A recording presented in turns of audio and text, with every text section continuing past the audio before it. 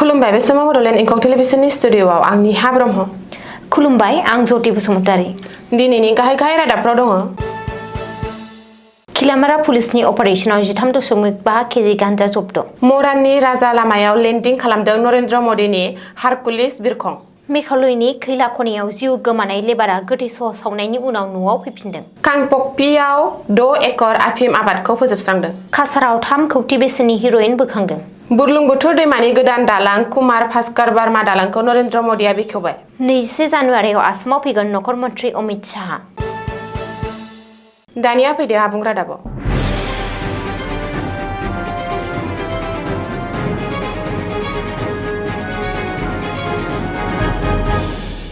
महाशिवरात्रिया गेजेराव सानसेल' सम दं। बेनि गेजेरावनो खिलामारा पुलिसा गोबांथार बिबांनि आयेन बेरेखा गान्जा बोखांनो हादों। रिपर्ट बायदिब्ला शुक्रबार खालि हराव खिलामारा पुलिसा सिग्रामनानै 13 केजि 599 ग्राम गान्जा जब्द खालामनो हायो। शुक्रबार खालि हराव मोनसे स्रोत सुलुंखौ बिथा खालामनानै खिलामारा थानानि असि अभिजित दलेनि दैदेननायाव बे जाफुंसार अपारेशनखौ खालामदोंमोन। खिलामारा पुलिस थानानि बेन्दोंआव थानाय थेनुखना हिलौदारि गामिनि कृष्ण गगैनि न'आव स्रोदै लाबोखुमानानै दोनफैनाय गान्जाखौ पुलिसा बोखांदों। हर गेजेराव पुलिसनि हान्जाया गावनि न'नि लांगोनायाव सौहैनायनि गुमुरखौ मोननायनि लोगो लोगो गान्जा फालांगिरि कृष्ण गगैया न'निफ्राय खारखुमालाङो। बिनि सायाव पुलिसनि नायबिजिरनाया सोलिगासिनो दं। आसामाव गाहाय मन्त्रि नरेन्द्र मदि सानसेनि हाबाफारि लानानै दिनै नरेन्द्र मदिया आसाम दावबायदों। मदिया फैनाय जर'खा C-130 हारकुलिस बिरखंआ मराननि राजा लामायाव लेन्डिं खालामदों। गिबि मन्त्रि डक्टर हिमन्त बिश्व शर्मा आरो मिरुनि केबिनेट मन्त्रि सर्बानन्द सोनोवालआ बरायदों गाहाय मन्त्रि नरेन्द्र मदिखौ। सुलुङाव फोरमायथिनाय बादिब्ला मदिया दिल्लीनिफ्राय फैनाय जर'खा बिरखंआ फुंनि 10 रिंगायाव साबुआ एयारफील्डआव लेन्डिं खालामो। बेनि उनाव मरानाव रावना होयो। मरानाव मदिया भारतारि अख्रां रौनियानि एयार श'खौ नायो। बे एयार श'आव राफेल सुख'इखौ बायदि दावहारु फाइटार जेटफोरजों लोगोसे गं 16 बिरखंआ बाहागो लायो। बे हाबाफारियावनो गाहाय मन्थ्रिया मराननि राजा लामायाव बानायनाय इमारजेन्सि लेन्डिं फेसिलिटिखौ बेखेवनानै होयो। बेनि उनाव मराननिफ्राय गुवाहाटीआव रावना होबोयो गाहाय मन्थ्रिया। मख'नो गोनांदि गाहाय मन्थ्रिया बुरलुंबुथुर दैमानि सायाव गोदानै बानायनाय गुवाहाटी साहा गुवाहाटी फोनांजाबनाय दालांखौ बेखेवगोन आरो गावनो नायबिजिरगोन। गाहाय मन्थ्रि नरेन्द्र मदिया गुवाहाटीनि लाचित घाटनिफ्राय IIMनि अरायथा नङै केम्पासखौ बेखेवगोन।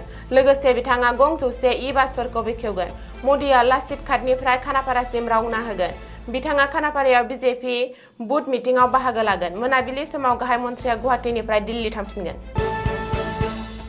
श्रीभूमि जिल्लायाव मोनसे सोमोनांथाव आरो इमोसनेल जाथाय। गोदै सह सावनायनि उनाव न'आव फैफिनदों सुबुङा। सुलुङाव फोरमायथिनाय बायदिब्ला बावैसो सान सिगां मेघालयनि खैला खनियाव जाब्रबथाय जानाय जाथायाव जिउ गोमानाय श्यामा बाबू सिन्हा मुंनि सासे लेबारा जिउ गोमादोंमोन आरो न'खरनि सुबुंफ्रा नेमखान्थि बायदियै गोथै सहखौ जोबथा बिदाय होदोंमोन आरो सावनायबो जादोंमोन। नाथाय सोमोनांथाव जाथाया बेसोदि गोथै सह सावनायनि साननैसो उनाव श्यामा बाबू सिन्हाया फैनानै न'आव ओंखारफैयो। बे जाथाया ओनसोलाव बयखौबो सोमोनांहोदों।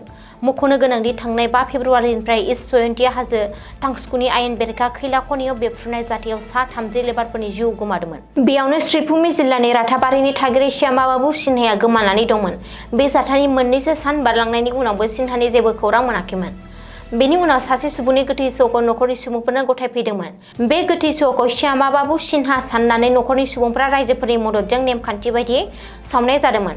नाथाय गोथै सहखौ सावनायनि सानथामनि उनाव श्यामा बाबू सिन्हाया न'आव फैनानै ओंखारफैयो। जाउनाव न'खरनि सुबुंफोरा सोमोनाङो आरो गावसोरनि मेगनखौ फोथायनो हायि जायो। बे खौराङा गोमसारनाय लोगो लोगो जायगानि सुबुंफ्रा थुबुर जाफैयो। नाथाय गेदेर सोंथिया बेसोदि जुदि श्यामा बाबू सिन्हाया गोथाङै दं अब्ला बावैसो सान सिगां सावनाय गोथै सहआ सोरमोन? बेनि जुनै खुंथाया गुबुन गुबुन नारसिननायाव मोगा-मोगि जानो गोनां जादों। मणिपुर पुलिसा सेनापति पुलिस थानानि सिङाव थानाय नंगाटन हाजो रेन्ज आरो कांपकि जिल्लानि खाथि-खालानि ओनसोलनिफ्राय 6 एकड़सो हायाव आयेन बेरेखा सिखावै आबाद मावनाय आफिम आबादखौ फोजोबस्रांदों। बे अपारेशनखौ रैखाथि हान्जाया जयै मावफुंदों। मेजिस्ट्रेटनि नुजाथिनायाव मावफुंदोंमोन। रैखाथि हान्जाया आबादथिलि थावनिफोराव थानाय गासै मोन 8 अरायथा नङै न'साफोरखौ सावना सिलिंखार खालामदोंमोन। बेजों लोगोसेनो जाथायथिलिनिफ्राय इरां खोन्दो टि वाइसंनि तुलसर तपन गामिनि थागिरि गुन बाहादुर रायखौ पुलिसा खानो हायो। आसाम राइफल्सआ डाइरेक्टरेट अफ रेभिनिउ इन्टेलिजेन्सजों लोगो नांना ड्राग्सनि बेरेखा गोख्रों अपारेशन खालामना काछार जिल्लायाव 3.2 कौटि बेसेननि हिर'इन बोखांनो हादों। जिल्लायाव फेग्रा मुवा बेसाद लांलाय लाबोनायनि सायाव थि समखालि खालामना 11 फेब्रुआरिनिफ्रायनो बे अपारेशनखौ खालामदोंमोन। खौरां मोननाय बायदिब्ला सिग्रोमनाय समाव हिर'इनजों लोगोसे सानै सुबुंखौ खानायजों लोगोसे फेग्रा मुवाखौ दैथायहरनायाव बाहायग्रा गंसे बोलेर' गारि आरो गंसे मबाइल फन जब्द खालामो। आसाम राइफल्सनि बे जाफुंसारनाय हाबाया बावैसो सिगां नप्पायाव 3.5 किल'ग्राम मार्फिन हमनो हानायनि उनावनो सोराङाव फैदों। गोलाव सम नेनायनि उनाव बुरलुंबुथुर दैमानि सायाव गोदानै बानायनाय दालांखौ बेखेवबाय। गाहाय मन्थ्रि नरेन्द्र मदिआ दिनै गुवाहाटी साहा गुवाहाटी फोनांजाबनाय 6 लेन लामानि कुमार भास्कर बार्मा दालांखौ बेखेवबाय। 3,030 कौटि रांनि बाजेटजों बुरलुंबुथुर दैमानि सायाव गोदानै लुजानाय कुमार भास्कर बार्मा दालांखौ बेखेवनायनि उनाव गाहाय मन्थ्रि नरेन्द्र मदिआ लाचित घाट एबा लाचित गाथोनाव 5,450 कौटि रांनिबो बांसिन बेसेननि गुबुन गुबुन मावथांखिफोरखौ जागायना होयो आरो बेखेवनानै होयो। मख'नो गोनांदि गाहाय मन्थ्रिया दिनै Indian institute of management Guwahati (IIM) गुवाहाटीखौ बेखेवदों। PME बास सिबिथाय बिथांखिनि सिङाव गं 225 इलेक्ट्रिक बासफोरखौबो फ्लेग अफ खालामनानै जागायना होयो गाहाय मन्थ्रिया। बै इलेक्ट्रिक बासफोरनि गेजेराव गुवाहाटीआव गं 100, नागपुराव गं 50, भबनगराव गं 50 आरो चन्डीगढ़आव गं 25। बबेखानि मावथांखिया हादरनि मोनब्रै नोगोराव 50 लाखनिबो बांसिन सुबुंफोरखौ साखोन-सिखोन, खम बेसेननि आरो फोथायजाथाव हान्था-मेलानि खाबु होगोन, जाय नोगोरनि थांलाय-फैलाय आरो जिउनि गुनखौ जौगाहोगोन होनना मिजिंथिनाय जादों। 20 फेब्रुआरियाव आसाम दावबायगोन मिरुनि नखर मन्थ्रि अमित शाह। काछार जिल्लानि सोनाब काथिगौरानि भारत-बांलादेश सिमायाव थानाय नातापुराव फैगोन नखर मन्थ्रिया। बे दावबायनायाव नखर मन्थ्रिया भारत सोरखारनि प्राइभेट भिलेज प्रग्रामाव बाहागो लागोन। नखर मन्थ्रिया आसाम दावबायगोनखौ बिथा खालामनानै नातापुराव थांनानै खौरां लाहैयो आरो नायबिजिरहैयो बराक सेरफां जौगाखां बिफाननि मन्थ्रि कौशिश रयआ। रिपर्ट बायदिब्ला 20 फेब्रुआरिखालि नखर मन्थ्रिजों लोगोसे नखर बिफाननि गोबांसा मावख'गिरिफ्रा बाहागो लागोन। बेनि थाखाय गोख्रै लाहार-फाहार खालामगासिनो थानाय जादों। दिनैनि रादाबा एसेनोसै। गोजोन्थों। गोजोन्थों।